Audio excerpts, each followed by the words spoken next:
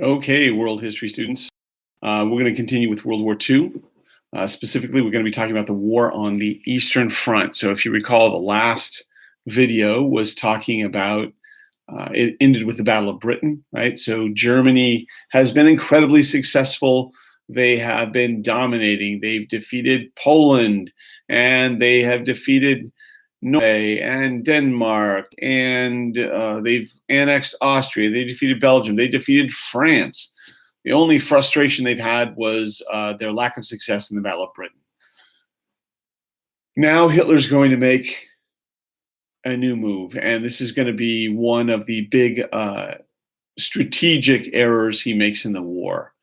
So Hitler is going to decide to betray his ally Stalin and invade Russia. Now, I should say this: Stalin is paranoid. Stalin doesn't trust anybody. Stalin doesn't like anybody. Stalin makes one decision to trust somebody in his whole life, and he chooses Hitler to be the guy he trusts. Part of that maybe he says, Hitler, he's like me. I can see that. He's a sociopath who doesn't care about causing the suffering of millions. So maybe that's it. But at any rate, Stalin is caught completely off guard. So this is going to be in June 22nd of 1941. In fact, Stalin had spies who'd been telling him for weeks, hey, Germany is moving its troops right up to that border. Remember, now they share a border in Poland where they divided up, and they're getting ready to invade. Stalin is not liking it. He has some of his own spies shot as troublemakers, basically. And even when the invasion actually starts, he refuses to believe it for a while. At any rate, Operation Barbarossa, that's what the Germans called their invasion of the Soviet Union, was the biggest military operation in world history. The Germans, on the German side, there were more than 4 million troops invading the Soviet Union. 4 million, that's more than in the entire US Army today, right? Now, not every single one of those troops was German. Most of them were, but they also had troops from their allies. Italy, you had some places like Bulgaria, and Romania, for example, who were fascist countries who were joining in, and the Germans even got volunteers from some of these other countries like Denmark, Norway, and France. Their selling point was not be a Nazi. Their selling point was stop the communist threat, and so they had volunteers. But most of the soldiers were Nazis. So they invade with this massive army on June, and Hitler and his officers know it's tricky, but these are the reasons why they invade Russia. One, Germany needs resources, and Russia has a lot of it, especially resources like oil. Germany doesn't have its own oil fields. They tried to get some in North Africa, but they need Russian oil fields, and Russia has a lot of oil. And three, remember that they were talking about invading Britain. Well, they're hoping that Britain will simply just give up. And one of the things that might do it is if we defeat Russia, then Britain knows, they're just out of it. At any rate, so they invade the Soviet Union, and they really are going in three different directions. One, of course, they're going towards the city of Moscow, the capital of Russia. They figure if we capture Moscow, we win the war. They're also going north. So Army Group Center is going to Moscow. Army Group North is going to the city of Leningrad. Used to be St. Petersburg, right? This big city on the port that's one of the major cities in Russia, so they want to capture that. And then Army Group South heading towards the oil fields in the south. But the main push is towards Moscow. And things at first are going incredibly well. The Russians are caught completely off guard. Even some of the officers who had been told that they were going to, who were suspecting something, they were not allowed to get ready for an invasion. They would be shot if they tried to get ready for an invasion. So when the invasion comes, it's a disaster for the Soviets. Within a month, the Germans have captured an area more than twice the size of the country of France. So this is a massive thing. Stalin panics at first, but then he starts to settle down. And so I'm not going to go through the whole war in the East now. you're going to start to see the differences between them. We can see what they have in common. They're both really evil people who murder millions. Okay. They're both dictators who do not care about the rights of their people. However, hold on one second. I'm going to let my dog in.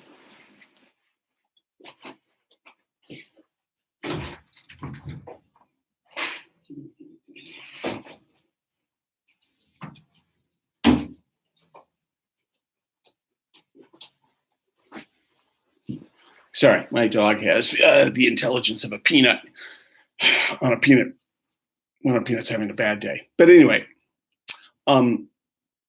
here's what the difference is.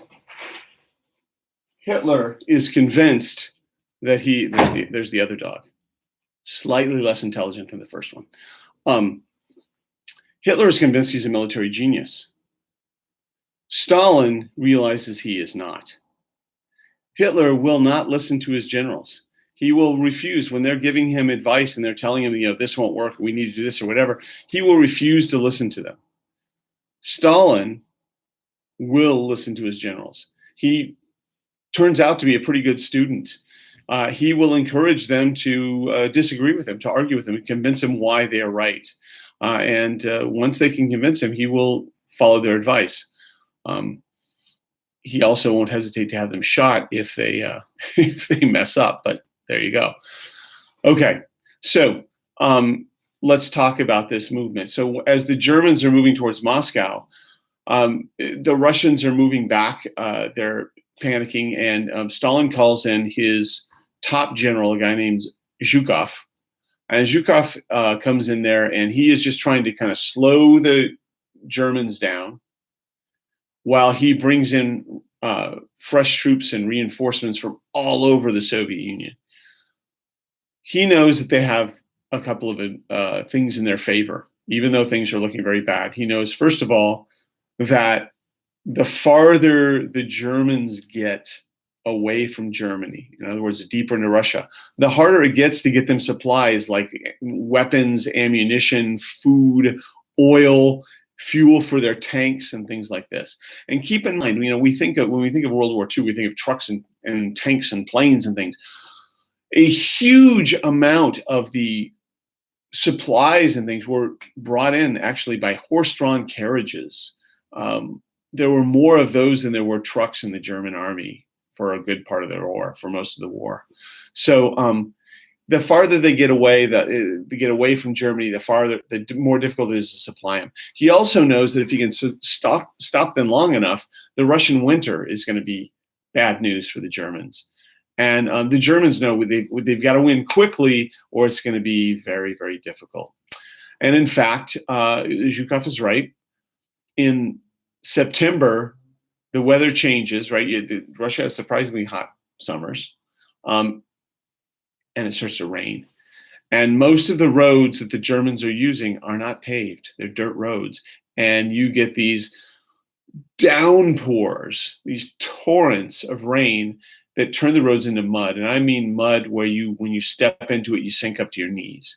So this slows the Germans down dramatically. Nevertheless, they keep moving forward, slower now, slower. And by December 4th, they get as close as they will ever get to Moscow. They're very close. They can actually see some of the buildings in downtown Moscow.